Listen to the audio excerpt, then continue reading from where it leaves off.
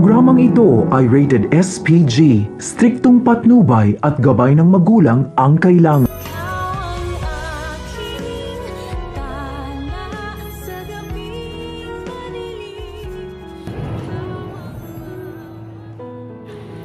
Mga kaibigan, tuluyan na ngang pinatawad nga ni Lynette itong si Carlos, hindi dahil sa nais nga nitong manatili sa kanyang asawa, kundi ang pananatili nito ay dahil sa nais nga ni Lynette na malaman ang totoo at kung ano pang mga kasinungalingan ang hindi niya alam mula kay Carlos.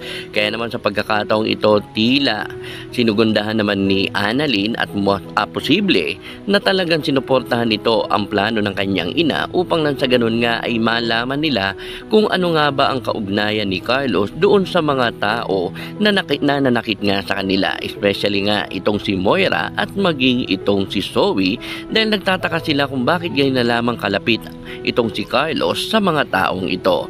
Kaya naman mga kaibigan, nang mapatawad na nga ni Lynette kaya nanatili ito sa tahanan ni Carlos at nang dumalaw nga itong si Josa ay talagang hindi nga mapakali ang kanyang bibig at talagang sinabi nito na tama nga ang kanyang hinala kay Carlos. Kaya naman mga kaibigan, sinabi na lamang ni Josa na kung sakali pag nagkataon may malaman nga itong si Lynette ay siyak na madali na lamang itong makakaalis at makakawala nga sa doktor.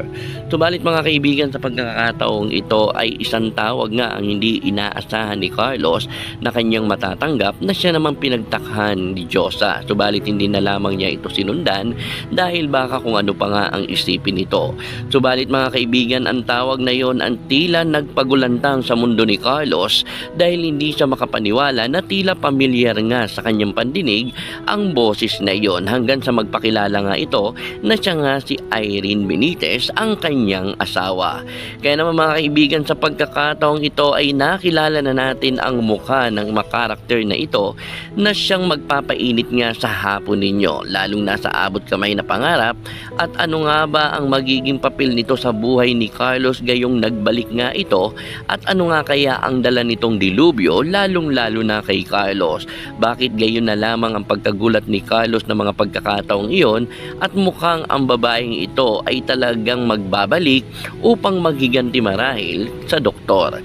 Kaya naman mga kaibigan, ating abangan ang painit na eksena, lalo pangat itong si Lynette ay talagang gagawin na nga ang lahat upang malaman nga kung ano pang mga sikreto ang itinatago nga ni Carlos. At isa kaya sa mga malaman nito ay ang pagbabalik nga ng asawa ni Carlos na siyang hindi niya akalain na posibleng magkaroon nga ng pagharap ang dalawang ito. Kaya naman mga kababayan, ating abangan ang mga painit na eksena sa abot kamay na pangarap, lalo pangat isang malaking banta nga ang pagbabalik nga ni Irene Benitez. Kaya naman, ano po ang inyong masasabi? Comment na po at huwag kalimutang mag-subscribe, i-click ang notification bell upang lagi kayong ma-update sa mga susunod pang videos dito lamang sa Taylor Rich TV.